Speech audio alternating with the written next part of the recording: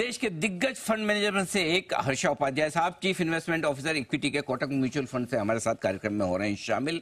Harsha sir, बहुत बहुत स्वागत है आपका, धन्यवाद हमें समय देने के लिए।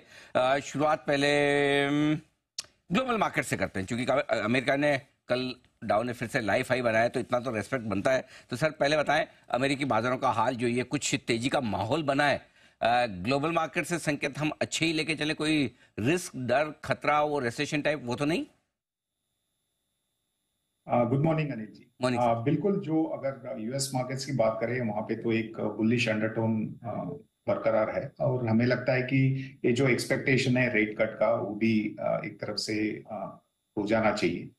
ओवरऑल अभी इतना तो मंदी नहीं है कि एक रिसेशन का जो बीच में एक दो हफ्ते पहले जो आशंका थी उस पे भी बहुत ज्यादा कंसेंसस ओपिनियन नहीं बन रहा है। तो हमें लगता है कि ये अभी शुरुआत है इंटरेस्ट रेट कट्स की, और कुछ इंटरेस्ट रेट कट्स दिखाई देंगे। लेकिन जरूर ये कहना चाहूंगा कि इस बार जो इंटरेस्ट रेट साइकिल रहेगा वो इतना डीप इंटरेस्ट रेट साइकिल नहीं रहेगा शायद। ये शैलो रहेगा, ये हमारा मानना है। लेकिन फिर भी वो एक तरफ से इक्विटी वैल्यूएशंस के लिए पॉजिटिव होना चाहिए, और उसी के चलते हुए एक तरफ से डिस्काउंटिंग भी थोड़ा बहुत हो रहा है उस एक्सपेक्टेशन का। जी हर्षा सर, देखिए आपके पास तो पैसे बहुत हैं, फंड में लगातार आ रहे हैं, हमारे रिटेल इन्वेस्टर बड़े कॉन्फिडेंट है, भरोसा करके दे भी रहे हैं। काफी लोग बोल रहे हैं कि देखिए लोकल फंड तो मजबूत है ही, ये अमेरिका में शायद ब्याज दरें घटने लगे तो फिर एफआईज का पैसा भी आएगा, ऐसा सोचना, उम्मीद रखना सही है या थोड़ी ओवर एक्सपेक्टेशन है?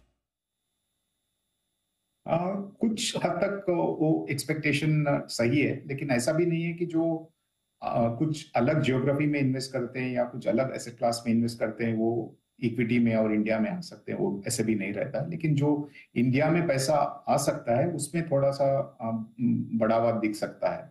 लेकिन एक जो रोड ब्लॉक बना हुआ है आजकल इंडियन इनफ्लो के लिए, वो ये चीज है कि हमारे वैल्यूएशन तो हर बार महंगे दिखाई दे रहे थे, लेकिन आज के दिन में जो महंगा वैल्यूएशन है उसका जो लेवल है वो बहुत ज्यादा हो चुका है।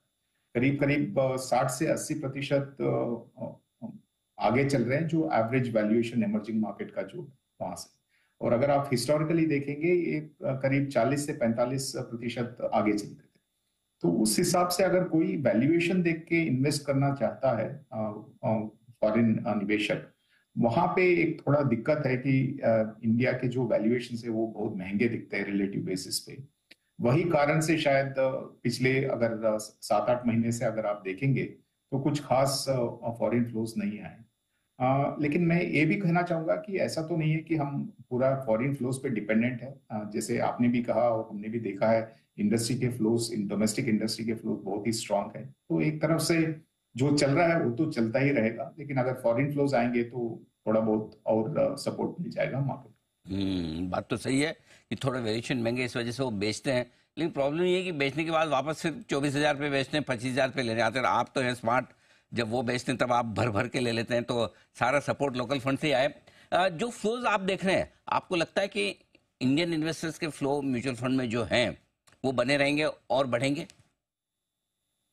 अनिल जी, इसमें हम दो भाग में विश्लेषण करना चाहिए। एक तो है जो एसआईपी फ्लोस है, जैसे आप देख रहे हैं हर महीने करीब कुछ 100, 200, 300 ऐसे करोड़ से बढ़ते जा रहा है। तो ये जो है ये लॉन्ग टर्म इन्वेस्टिंग का एक हैबिट बन चुका है। स्टैगर्ड डिसिप्लिन इन्वेस्ट करते जा रहे हैं और नए नए इन्वेस्टर्स भी इस हैबिट को अपना रहे हैं। तो इसका मतलब है कि यहाँ पे बहुत ज्यादा उतार चढ़ाव शायद देखने को नहीं मिलेगा। एक तरफ से एक स्टडी फ्लोज यहाँ पे आना चाहिए। लेकिन अगर आप इस फाइनेंशियल ईयर के 4 महीने देखेंगे तो एक तरफ से बहुत ही ज्यादा फ्लोज आ रहे हैं एनएफओस में, वो भी थेमैटिक फंड्स में, इंडस्ट्री में। ये मैं मानता हूं कि ये सेंटिमेंट की वजह से आ रहा है, और ये अगर सेंटिमेंट्स में कोई रुकावट आती है तो ये बहुत क्विकली यहाँ पे रिवर्सल भी हो सकता है। तो यहाँ पे एक नजर रखनी चाहिए। लेकिन जो एसआईपी के जो फ्लोज हैं वो तो मेरे हिसाब से स्टडीली ग्रो करते रहे। ओके, एसआईपी फ्लोज में तो कहीं कोई दिक्कत वाली बात नहीं, मजबूत रहेंगे। अब आइए थोड़ा हमारे बाजार के डायरेक्शन पर भी राय ली जाए, क्योंकि आप कह भी रहे हैं कि थोड़े से वैल्यूएशंस महंगे हैं। 25,000 लाइफ हाई पर हैं, खरीदे, बेचे, होल्ड करें, किस तरह की स्ट्रेटेजी इन्वेस्टर्स रखने चाहिए? देखिए, अगर आप लॉन्ग टर्म निवेशक हैं तो इस लेवल पे भी निवेश करना कोई यहाँ पे बहुत ज्यादा रिस्क नहीं दिखता है। एक थोड़ा बहुत लार्ज कैप टिल्ट रख के आप लॉन्ग टर्म के लिए निवेश कर सकते हैं। लेकिन जरूर ये कहना चाहूंगा कि इस वैल्यूएशन लेवल पे बिना कारण भी मार्केट्स में करेक्शंस के वोलेटिलिटी के बाउट्स आ सकते हैं। तो उस हिसाब से इन्वेस्टर्स को, अगर कोई शॉर्ट टर्म के लिए इन्वेस्ट कर रहे हैं तो उनके लिए एक तरफ से कॉशन होना चाहिए। और दूसरी बात यह है, जो फंडामेंटल लेवल पे थोड़ा सा चेंजेस दिखाई दिए हैं अर्निंग्स लैंडस्केप में। पहली बार कोविड के बाद एबिटा ग्रोथ जो है वो सिर्फ 5% रहा निफ्टी बास्केट का। अगर आप प्रॉफिट्स की बात करें, वो सिर्फ 4% से ईयर ऑन ईयर लेवल से ग्रो हुए इस क्वार्टर में। तो यानी कि पहली बार करीब करीब 4 से 5 साल के बाद ऐसे एक धीमी गति से जो प्रॉफिटेबिलिटी बढ़ रहा है उसका एक आया है नतीजा। तो अगर ये कंटिन्यू होता है तो शायद वैल्यूएशंस और महंगे दिखेंगे, क्योंकि एक्सपेक्टेशंस में तो मिड टीन्स या उससे भी आगे की अर्निंग्स ग्रोथ की एक्सपेक्टेशंस है। तो जरूर हमें देखना है कि क्या एक ही क्वार्टर का एक ब्लिप था या सेकेंड क्वार्टर में भी ये नतीजे कंटिन्यू होंगे। तो उस हिसाब से मार्केट का थोड़ा शॉर्ट टर्म का डायरेक्शन डिसाइड होगा हमारे हिसाब से। ओके, तो ये आपके लिए रहा है।